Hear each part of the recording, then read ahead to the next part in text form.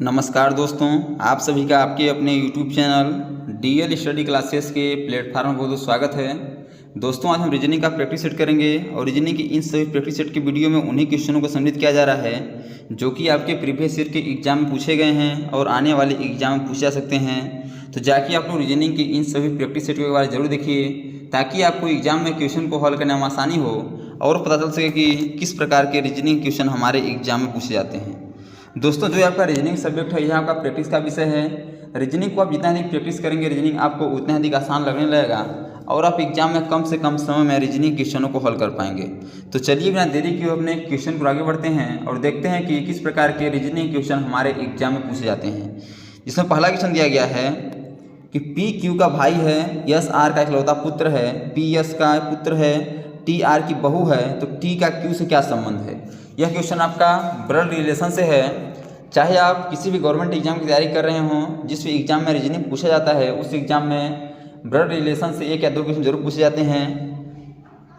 तो बोला है कि पी क्यू का भाई है, यानी जो पी है क्या है, यह क्यू का, ध्यान समझिएगा, जो पी है यह क्या है, क्यू का भाई है। तो भाई है तो प्लस कर देंगे। फिर बोला है यस आर का इकलौता पुत्र है, यानी यस आर का इकलौता पुत्र है। तो यस और आर के बारे में अभी कोई हमें जानकारी नहीं मिली है, इसे अभी छोड़ देंगे, आगे चलेंगे।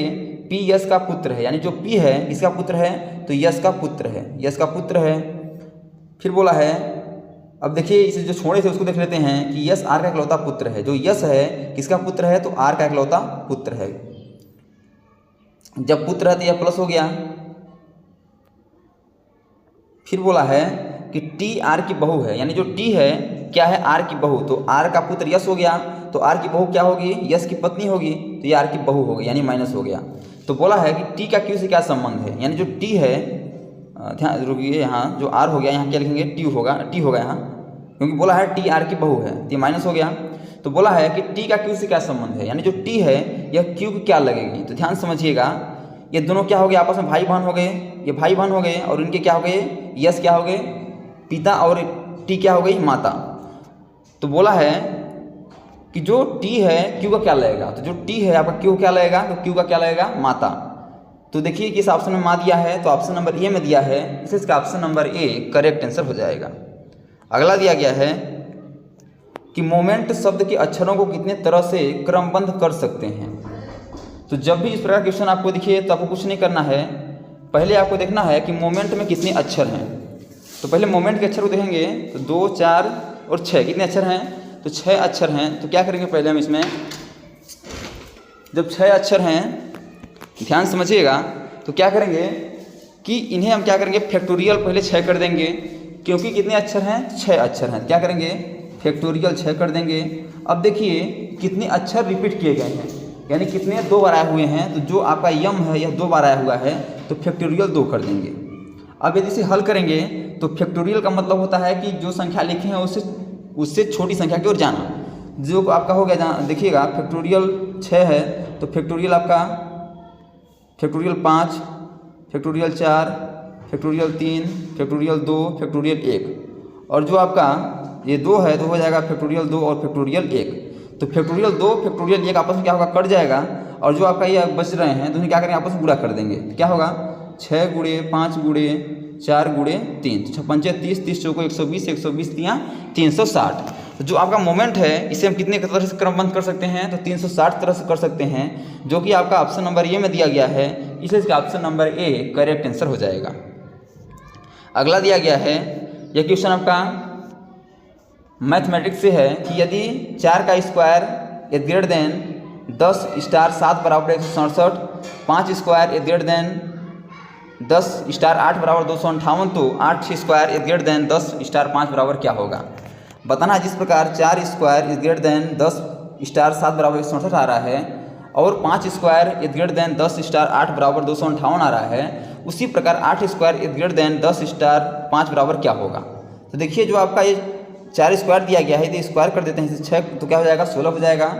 और जो ये ग्रेटर देन है इसे क्या करते हैं, इसके जहाँ पे गुणा कर देते हैं, तो क्या हो जाएगा गुणे 10, और जो स्टार इसे यहाँ पे प्लस कर देते हैं, तो प्लस 7। यदि इसे अपन से हल करते हैं तो 16 दहम 160 हो जाएगा, और प्लस 7 जोड़ देंगे क्या होगा 167, क्या हो जाएगा 167 हो जाएगा।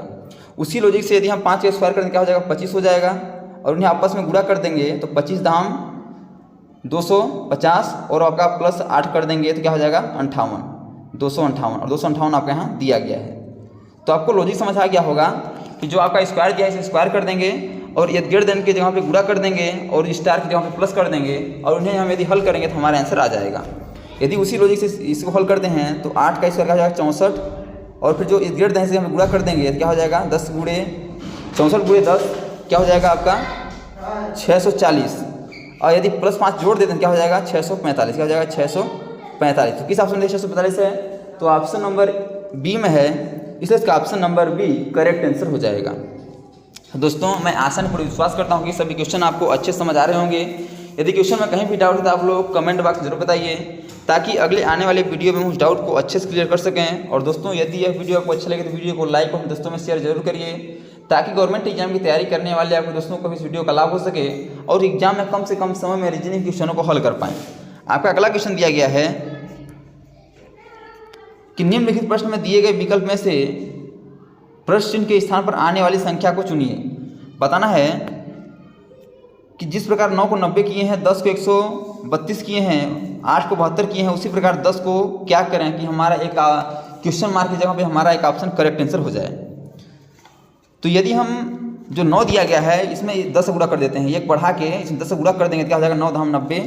उसी प्रकार जो आपका 11 दिया गया है इसमें क्या करेंगे एक जोड़ देंगे क्या हो जाएगा 12, और यहाँ आपस में गुणा कर देंगे क्या हो जाएगा 12 11 में 132 हो जाएगा।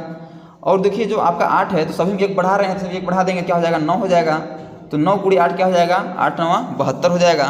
तो आपको लॉजिक समझ आ गया होगा कि दो आपका अक्षर दिए गए हैं, संख्या दी गई हैं, उसमें एक जोड़ के उन्हें आपस में गुणा कर देंगे तो हमारा आंसर आ जाएगा। उसी प्रकार जो आपका 10 दिया गया है इसमें क्या करेंगे एक जोड़ देंगे क्या हो जाएगा 11 हो जाएगा, और 11 को आपस में क्या करेंगे गुणा करा देंगे। जब 10 गुणे 11 कर देंगे क्या हो जाएगा 10 11 दहाम 110। तो इस क्वेश्चन मार्क जगह पे क्या होगा 110 होगा, जो कि आपका ऑप्शन नंबर बी में दिया गया है, इस इसका option number B correct answer हो जाएगा।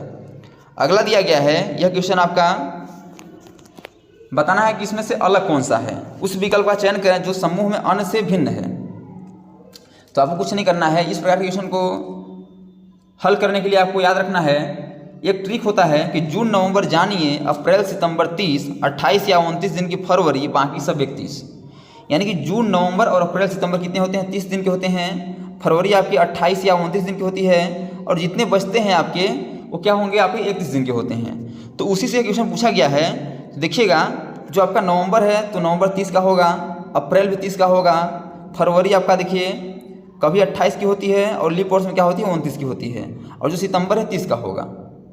तो अब देखिए आपको अलग समझ आ गया होगा कि जो ये तीनों है नवंबर अप्रैल सितंबर क्या है 30 के महीने हैं, यानी यह सब क्या है तीनों एक ही समान है। लेकिन जो फरवरी है यह आपका अलग है, तो इसमें क्या है 28 या 29 दिन का महीना होता है। तो आपका फरवरी की ये करेक्ट आंसर हो जाएगा, क्योंकि यह समूह में क्या है अलग है, इसका option number C correct answer हो जाएगा। तो दोस्तों thanks for watching this video. यह वीडियो कैसा लगा कमेंट बॉक्स में जरूर मेरा बताइएगा, और इसी प्रकार के ऑल गवर्नमेंट एग्जाम पूछे जाने वाले GK GS math reasoning Hindi current affairs pollution संबंधी क्वेश्चनों पाने के लिए हमारे यूट्यूब चैनल को लाइक से सब्सक्राइब कर बेल आइकन को प्रेस करना न भूलिएगा, ताकि जब भी नई वीडियो अपलोड हो सबसे पहले नोटिफिकेशन आप तक पहुँचे। तो आज तक के लिए इतना ही, मिलते हैं नेक्स्ट वीडियो में, तब तक के लिए जय हिंद, वंदे मातरम।